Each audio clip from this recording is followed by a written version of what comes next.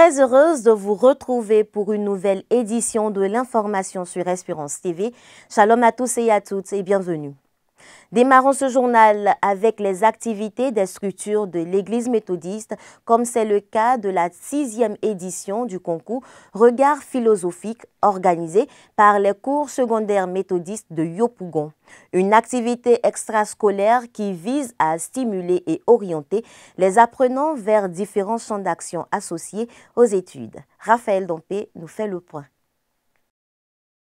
Le cours secondaire méthodiste de Niangon dans le district de Yopougon a organisé le samedi 20 avril 2024 la 6e édition du concours inter-école dénommé Regard philosophique.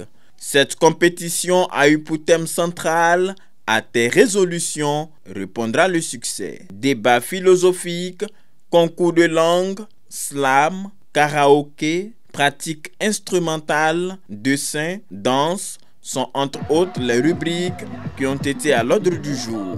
Une activité qui a suscité de l'engouement chez les parents et élèves venus en grand nombre participer à l'événement. C'est la première fois que j'assiste à cette édition. Je peux vraiment dire que tous les élèves sont vraiment excellents. Et pour moi, cette édition, c'est pour ressortir le talent de nos enfants. Et vraiment, ça m'a fait plaisir d'assister vraiment à cette édition. Voilà, que tous nos enfants soient bénis. Ce concours inspire beaucoup de gens, des danseurs à apprendre à danser. Il y a les professeurs, tout ça. Il y a les dessins aussi, ça apprend vraiment. Je dis à mes amis de rester concentrés sur les études, de ne pas s'éloigner. Le concours Regard philosophique est un concours qui vise l'excellence, qui regroupe différentes rubriques. C'est un concours qui vise le divertissement, mais surtout apporte un plus à l'élève. Pour nous, les élèves en classe de terminale D, le débat philosophique est profitable parce qu'on a des sujets qui sortent aux examens régionaux comme à l'examen national. C'est une activité ludique, mais qui a une visée didactique. Selon les responsables des établissements, cette activité extrascolaire intervient en vue de créer une saine émulation parmi les élèves afin de mieux les orienter. Il n'y a pas qu'une seule catégorie d'intelligence, il y a plusieurs domaines d'intelligence. Et ce genre de concours permet de déceler des talents cachés au niveau de nos enfants. Quand les enfants ont un espace pour s'amuser, ça leur permet de canaliser, de maîtriser leur violence. Les excès ne sont pas bons. Mais il faut pouvoir s'amuser et étudier. Les deux permettent aux enfants d'être meilleurs. Vraiment, nous retenons que c'est un concours qui met le génie des élèves en exergue. En plus des thèmes qu'ils ont eu à étudier en classe, c'est un peu une révision, mais dans le jeu. Ce qui est très intéressant, allouer l'art, le jeu aux études, ça fait vraiment un homme complet. Pour Innocent Afi, principal organisateur, cette activité de haute portée éducative doit être encouragée pour révéler le talent de la jeunesse en milieu scolaire. Le regard philosophique prépare les enfants aux examens à venir. Pour les classes intermédiaires, ça permet aux enfants de faire valoir leurs compétences dans certaines disciplines. Les enfants aiment bien s'amuser, mais dans l'amusement, il faut les amener à apprendre. Et nous voulons aussi profiter pour inviter toutes les écoles de Côte d'Ivoire, le ministère de l'Éducation aussi. Nous voulons aussi que ce ministère nous aide à étendre ce concours dans toutes les écoles de Côte d'Ivoire. À l'issue des différentes compétitions, le jury composé des membres du corps enseignant a proclamé vainqueur le cours secondaire méthodiste de Niangon, battant ainsi le cours secondaire méthodiste de Yopougon-Kouté en finale. Le regard philosophique, c'est la maîtrise de l'art pour la transformation du monde.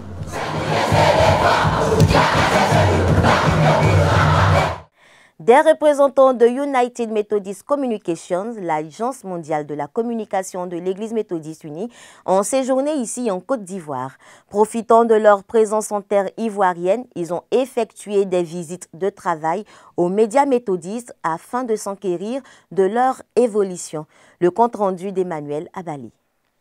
M. Dan Cruz, secrétaire général de l'UMCOM, et M. Tim Tantom, responsable de UM News, ces deux hauts fonctionnaires de l'Agence mondiale de la communication de l'Église méthodiste unie ont effectué une visite dans les locaux de la télévision méthodiste Espérance TV le vendredi 19 avril 2024. Conduite par Mme Dominique Talmas Taïro, directrice générale de la communication de l'EMUCI, les représentants de United Methodist Communication ou Agence mondiale de la communication de l'Église méthodiste unie ont apprécié les dispositions techniques de la télévision méthodiste. Ils se sont rendus compte du processus de diffusion des programmes et de l'effectivité de la chaîne Espérance TV sur le bouquet canal.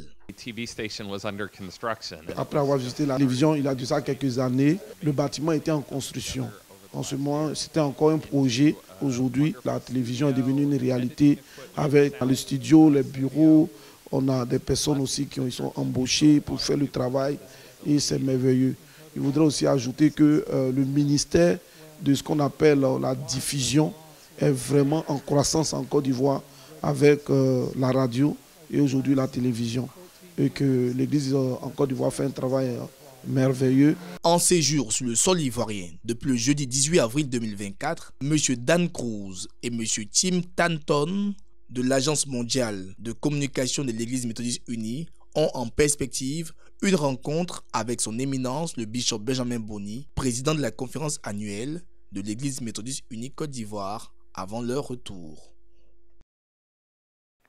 Vous le savez, le 13 avril dernier, le bishop Benjamin Boni, président de la conférence annuelle de l'Église méthodiste unie Côte d'Ivoire, a procédé à la dédicace du temple de Congo-Décro dans le district missionnaire de Bouaké.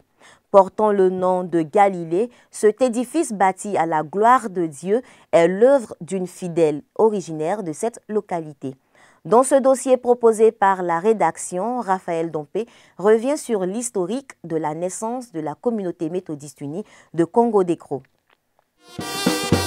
La vision missionnaire impulsée à l'Église méthodiste unie Côte d'Ivoire par le bishop Benjamin Boni se décline sur 3 axes, à savoir l'évangélisation par la parole, l'évangélisation par les actes et l'évangélisation par les œuvres. La naissance de la communauté de Congo-Décro, village situé à l'entrée de la ville de Bouaké, procède de la combinaison et de la compréhension de ce triptyque.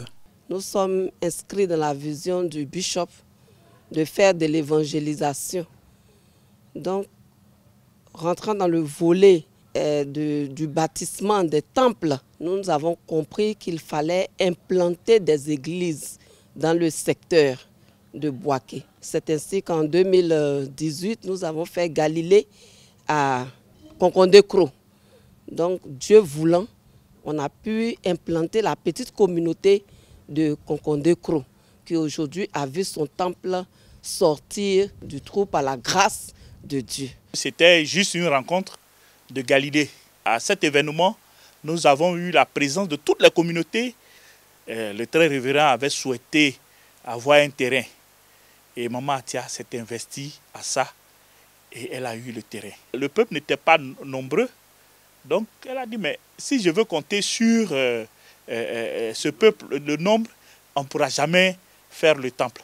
Et c'est comme ça qu'elle est arrivée à réaliser ce temple, un joyau architectural. Par elle-même, elle a tracé et on a vu ce beau temple. C'est donc de la volonté fédérée du district missionnaire de Bouaké et de la famille Atia qu'est née la communauté méthodiste de Congo-Décro. Je n'ai jamais pensé qu'un jour j'allais quand même construire une église, un temple pour l'Éternel. Mais cela est arrivé pour servir, adorer l'Éternel des armées. Je demande aux fidèles qu'il y ait une compréhension, une entente, une harmonie. Au village, il y a tellement d'églises, 8 différentes communautés. Et nous sommes la dernière, en 5 ans, réaliser ce que nous avons pu réaliser. Mais c'est par la plus grâce de Dieu. La vie de la nouvelle communauté de Congo-Décro s'apparente à celle de ce faible reste dont le Seigneur se sert pour bâtir un peuple plus grand. Et pour maintenir ce peuple en éveil, le district missionnaire de Bouaké a convenu d'y affecter un prédicateur pour officier les cultes dominicaux. C'est un appel que j'ai reçu. J'étais responsable de l'église Séma et le Seigneur m'a appelé pour que je sois toujours à son service. Pour moi, c'est une grande joie la communauté Galilée, c'est pour vraiment relever un défi de l'évangile. Ce projet s'est mis en place avec les bénédictions de la chefferie du dit village. Ce que je souhaite, l'église Kamlan ouvrir là, c'est très bon. C'est très bon parce que vraiment, quand je suis venu à Cissé, ça m'a tiré. Même plus tard, je vais venir. Donc je remercie beaucoup les familles, tout le monde. Le temple Galilée de Congo-Décro, dédicacé le 13 avril 2024 par le bishop Benjamin Boni, président de la conférence annuelle de l'Église méthodiste unie Côte d'Ivoire, est donc le fruit des efforts conjugués des frères et sœurs unis dans la foi. Puisse Dieu les bénir tous. Toujours en Côte d'Ivoire, il s'est ouvert la 60e session ministérielle de la Conférence des États et gouvernements de la francophonie, en abrégé COFEMEN, pour la promotion de l'éducation nationale francophone. C'était le mercredi 24 avril 2024 en présence du Premier ministre Robert Begré-Mambé et Mariatou Koné, ministre de l'Éducation nationale et de l'alphabétisation. Selon le chef du gouvernement ivoirien, la première richesse d'une nation réside dans une ressource humaine de qualité, rigoureusement formée, parfaitement consciente des défis du moment et pleinement engagée. Raison pour laquelle la ministre Mariatou Koné a fait savoir à l'assistance que l'éducation a été élevée au rang des priorités nationales avec une place importante accordée aux filières scientifiques et technologiques pour soutenir les objectifs de développement national.